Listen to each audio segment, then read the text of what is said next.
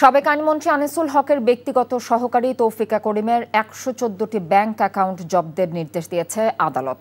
সোমবার ঢাকা মহানগর জ্যেষ্ঠ বিশেষ জজ সাব্বির ফয়েজের আদালত এই আদেশ দেন। এসব অ্যাকাউন্টে অবৈধ লেনদেন হয়েছে ৬৫৩ কোটি ৩৬ লাখ টাকা। জব্দের সপক্ষে আদালতে বলা হয়, অভিযুক্ত তৌফিকা সাবেক আইনমন্ত্রী আনিসুল হকের বান্ধবী এবং সাবেক পিএস।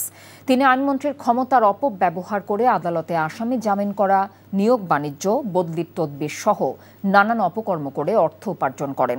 উপার্জিত অর্থে ফ্ল্যাট, গাড়ি ও জমি ক্রয় সহ বিদেশে অর্থ পাচার করে মানি লন্ডারিংয়ের অপরাধ করায় তার স্বার্থ সংশ্লিষ্ট ব্যক্তি এবং প্রতিষ্ঠানের নামে পরিচালিত ১১৪টি ব্যাংক অ্যাকাউন্ট জব্দ করা হয়।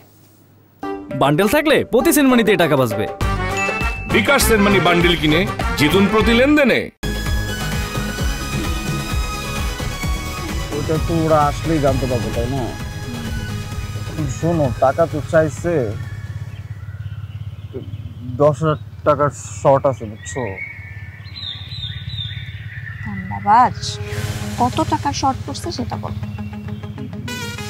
১০,০০০ টাকাই শর্ট আছে। আচ্ছা, সেটা মাথা ছুঁয়ে বলো।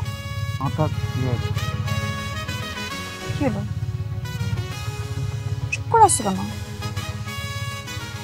ভণ্ডামি, টাউটামি,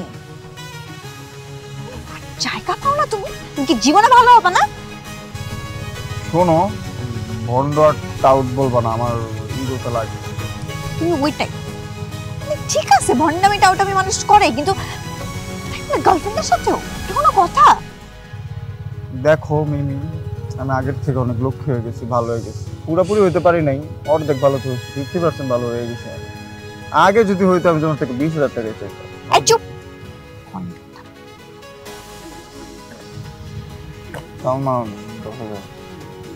ঠিকভাবে বলো, কত টাকা শর্ট পড়ছে? ৫,০০০ টাকা লাগবে।